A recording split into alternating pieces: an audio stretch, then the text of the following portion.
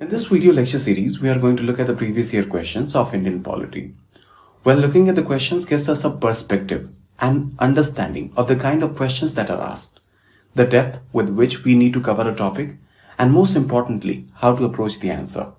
We begin our journey with the year 2016, which proved that why UPSC is also referred to as the most unpredictable, as this year barely some 5 to 6 questions were asked from Indian polity. But in the year next, there were some 21 questions. Therefore, it becomes all the more important to go through the previous year questions and strategize accordingly. Now, in case if you want to attempt a question yourself, then please pause the video before the concerned explanation starts. And in that case, do not forget to share your score in the comment box below. Without any further ado, let's get started with the first question.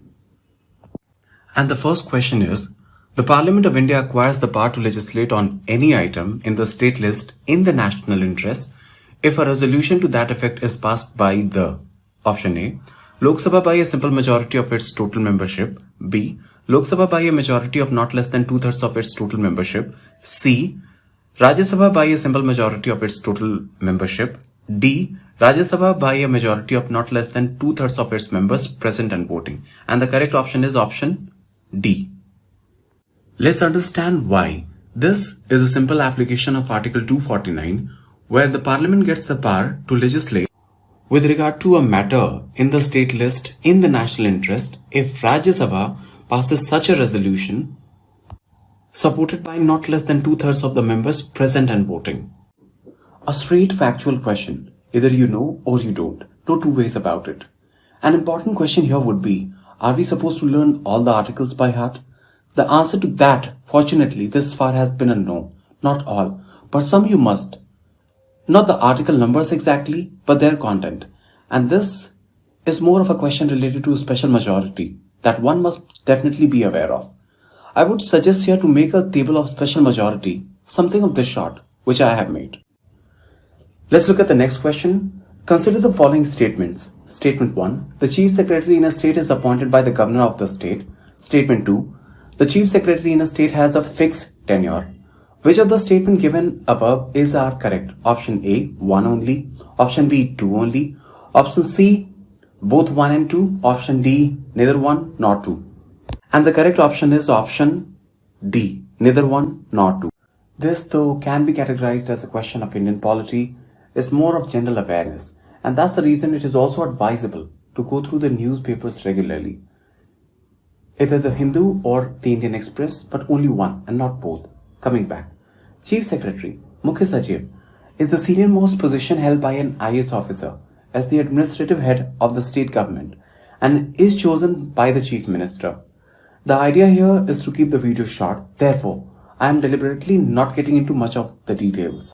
Let's look at the next question. With reference to Nayalaya Act, which of the following statements are correct? Statement 1. As per the Act, Gram Nayalayas can hear only civil cases and not criminal cases. Statement 2. The Act allows local social activist as mediator, reconciliator. Select the correct answer using the code given below. Option A, 1 only. Option B, 2 only. Option C, both 1 and 2. Option D, neither 1 nor 2. And the correct option is option B, 2 only. This, again, is a factual current affair based question. Also that year found its mention in India yearbook, a fact that you either know or don't. Anyways, the cutoff is never 10%. And these are some of the questions that you might want to skip if you're not aptly informed about the fact concerned. Getting to the Act, a Gram Nyalaya is a court of judicial magistrate with its presiding officer appointed by the state government in consultation with the High Court, with jurisdiction over both civil as well as criminal cases, which makes the first statement wrong. However, there's a provision for conciliators, mediators under the Act, which makes the second statement correct. Moving on to the next question. Which of the following statements are correct? Statement 1. A bill pending in Lok Sabha lapses on its prorogation. Statement 2. A bill pending in the Rajya Sabha, which has not been passed by the Lok Sabha, shall not lapse on the dissolution of the Lok Sabha. Select the correct answer using the given code. Option A, 1 only. Option B, 2 only. Option C, both 1 and 2. Option D, neither 1 nor 2. And the correct option is option B, 2 only. Now this I would call conceptual, but the concept is built upon the facts. And unless you are aware of the facts in the table, you cannot answer. The concept here is the understanding, which even the faculties I have found lacking. Indeed, not to disrespect anyone, but consider the bill as an infant, which, if it is in the safety of the box called Lok Sabha, regardless of whether it has originated or transmitted to it, it shall crumble into nothing upon the fall of this safety box called Lok Sabha. That is, the bill in Lok Sabha shall lapse on the dissolution of the Lok Sabha regardless of its origin. Another case is when the bill has left the safety of the box called Lok Sabha and has not been accepted by the box called Rajya Sabha.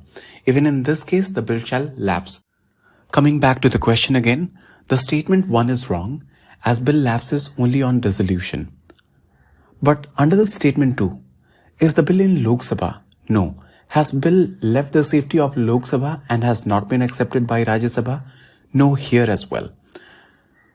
Therefore, the bill shall not lapse, which is what the case is. Therefore, statement 2 is correct and option B, 2 only, is the correct option. Moving on to the last question. Consider the following statements. Statement 1. The minimum age prescribed for any person to be a member of a panchayat is 25 years. Statement 2. A panchayat reconstituted after a premature dissolution continues only for the remainder period. Which of the statements given are correct?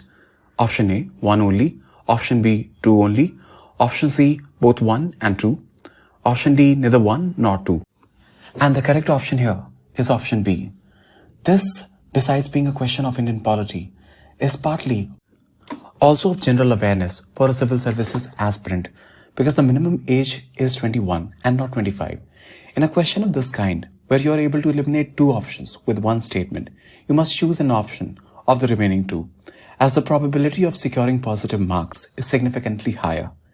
And if you have gone through the local self-governance topic, then you do understand that the statement 2, that is, a panchayat reconstituted after premature dissolution continues only for the remainder period, is correct. And also we do need to understand that the topics such as local self-governance have not been asked in depth so far. Therefore, must be prepared accordingly.